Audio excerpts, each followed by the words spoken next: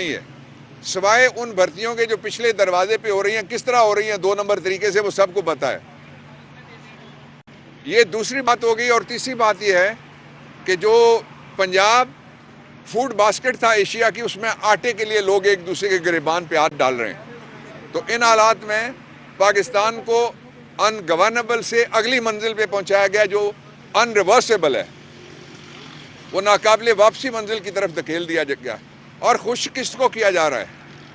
دل بری ہے، دل جوئی ہے، دل نوازی ہے امریکہ کی، دل بری ہے، دل جوئی ہے، دل نوازی ہے IMF کی، اور وہ لوگ جن کے پاس صرف 20-22 لوٹوں کے ذریعے سے ایک ووٹ کی 20-22 لوٹے ایک ووٹ کی اکثریت ہے، ان کی جو کابینہ ہے اس میں جتنے بے محکمہ وزیر ہیں، اتنے بے محکمہ وزیر دنیا ساری میں کبھی نہیں آئے۔ ملا کے دیکھ لیں آپ، پاکستان میں ایک بے محکمہ وزیر آئے تھے 70 کے عشرے میں ریلوے کے، بعد میں ان کو ملا پورٹ فولیو۔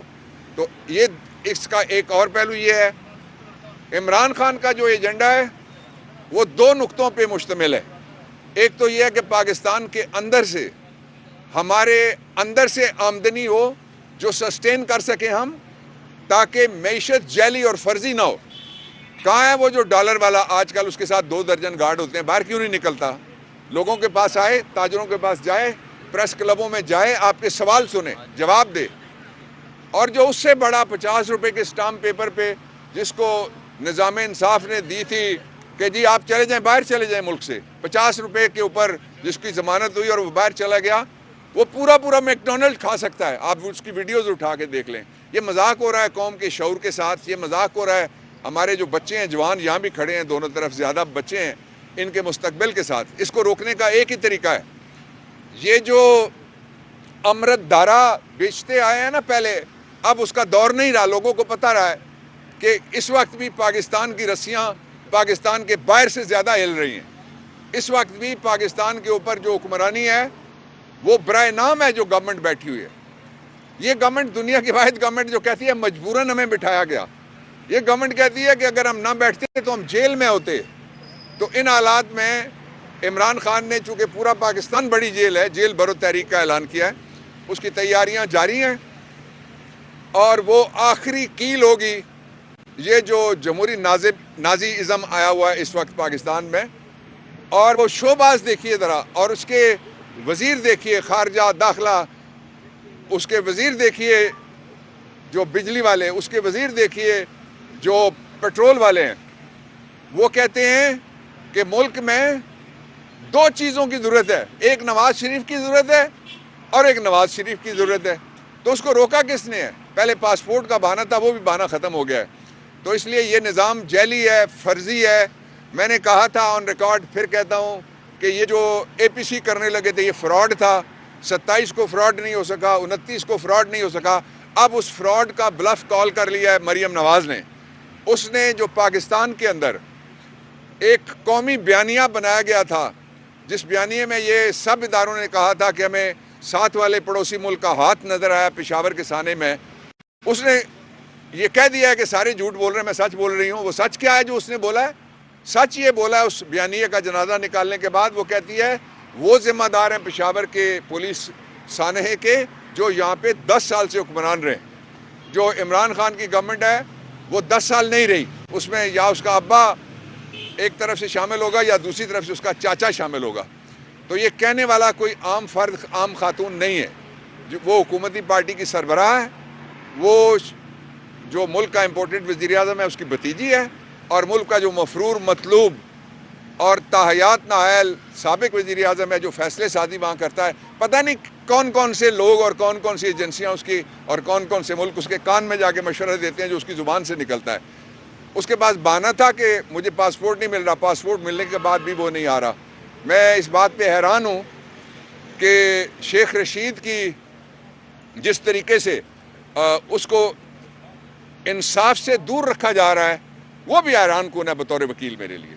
اچھا، ڈاکٹر صاحب کی سچویشن جو بنی ہوئی ہے اس وقت، ملک گمبھیر مسائل کا شکار ہے، اس میں بہتری کیسے ممکن ہے؟ آپ کیا دیکھ رہے ہیں؟ فردر سینیریو کیا ہے؟ آپ کا سوال یہ ہے کہ جو ملک گمبھیر مسائل جن میں پھنس گیا ہے اس میں سے نکلنے کا راستہ کیا ہے؟ ایک راستہ وہ ہے جو چند لوگ کسی بند کمرے میں بیٹھ کے بتائیں گے، وہ نہیں چل سکتا۔ راستہ یہ ہے کہ یہ لوگ سارے مل کے فیصلہ کریں۔ اس کے لیے پاکستان کے آئین نے الیکشن رکھا ہوا ہے کہ الیکشن کے ذریعے فیصلہ ہو سکتا ہے۔ صدر کہتا ہے الیکشن کمیشن کو الیکشن کراؤ۔ ملک کی عدلیہ کے سربراہ انہوں نے کہا کہ آپ تو کہتے تھے کہ نومبر 2022 میں ہم الیکشن کرانے کے لیے تیار ہوئے۔ یہ کون ہے جو الیکشن روک رہا ہے؟ یہ کون ہے جو چاہتا ہے کہ عوام فیصلہ نہ کرے؟ سارے جو سامنے والے نظر آنے والے ہیں وہ سارے کہتے ہیں الیکشن ہونا چاہیے، اور الیکشن کمیشن آئین کو نہ توڑے۔ آئین توڑنے کا نتیجہ، یا گورنر آئین کو نہ توڑے، آئین توڑنے کا نتیجہ آج نہیں تو پرسوں آرٹیکل 6 کی صورت میں یہ آپ کو بتا رہا ہوں نکلے گا۔ اس کا سبب یہ ہے کہ جن کو آئین کہتا ہے کہ الیکشن کراؤ، وہ پوچھنے کے لیے نہیں جا سکتے کہ بتاؤ فلانے تم بتاؤ، جناب آپ بتائیں، حضور آپ بتائیں، بادشاہ سلامت آپ بتائیں ہم کرائیں یا نہ کرائیں۔ اگر نہیں کرا سکتے تو گھر جائیں، کوئی اور الیکشن کمیشن ایسا آئے جو آئین کے مطابق چلا سکے۔ یہ مشاورت کہاں لکھا ہوا ہے اتنی لمبی مشاورت؟ اور مشاورت کیا ہے؟ ایک ڈی ایس پی بیان دیتا ہے، اگلے دن ڈی ایس پی نہیں ہوتا۔ ایک آئی جی کہتا ہے الیکشن کرا لوں گا، نہیں ہوتا۔ شرم کرنی چاہیے ان حکمرانوں کو، اور حیا کرنی چاہیے ان فیصلہ سازوں کو۔ ترکی میں طیب اردوان نے 2 کام کیے، سلام پیش کرنا چاہیے اس کو، اور میں کرتا ہوں، ترکیہ کو بھی، اس کے عوام کو بھی، اور اس کے لیڈر کو بھی۔ ایک تو یہ جن علاقوں میں زلزلہ آیا، کھانے پینے کی چیزیں لوگوں نے مفت کر دیں۔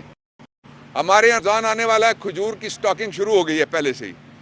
دوسرا اس نے کیا کیا؟ اس نے کہا کہ جو آنے والا الیکشن ہے وہ قیامت خیز زلزلہ جس میں 24,000 سے زیادہ لاشیں برآمد کی جا چکی ہیں، اور بین الاقوامی ادارے کہہ رہے ہیں 40,000 to 50,000 ہو سکتا ہے، اللہ کرے ایک بھی اور نہ مرے، سب کی جان قیمتی ہے۔ وہ کہتا ہے اس کے باوجود میں الیکشن کراؤں گا۔ جہاں واقعات کرنے یا کروانے کے بعد کہتے ہیں اس کے بعد اب الیکشن نہیں ہو سکتا۔ واقعہ بعد میں ہوتا ہے، پیشن گوئی پہلے ہو جاتی ہے کہ الیکشن نہیں ہو سکے گا۔ یہ قوم کے ساتھ یہ جو فراڈ اور فارس گورنمنٹ ہے، اس کے ذریعے سے کوئی فراڈ اور فارس پالیسی وہ لوگ نہیں مانیں گے۔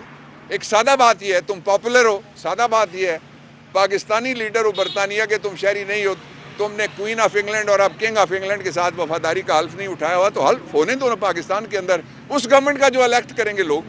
اچھا بابر صاحب، یہ بتا دیں کہ سیاسی مقدمات جو ہیں یہ آج سے نہیں پہلے سے ہوتے جا رہے ہیں۔ جب بھی کوئی حکومت میں ہوتا ہے تو وہ اپوزیشن میں سیاسی مقدمات کی جو ہے وہ بھرمار کرتا ہے۔ پی ٹی آئی کا دور تھا تب بھی یہ سلسلہ تھا، آج اتحادی حکومت کا دور ہے تو آج پی ٹی آئی پر جو ہے وہ مقدمات کی بھرمار ہے۔ تو آپ نہیں سمجھتے یہ سیاسی مقدمات کو ختم کر کے تمام جماعتوں کو، خاص طور پہ ابھی جو ملک کی معاشی حالات ہیں اس پر ایک ٹیبل پہ بیٹھ کے یہ جو آپ نے کہا ہے یہ پی ڈی ایم کا ایگزیکٹلی بیانیہ یہ ہے۔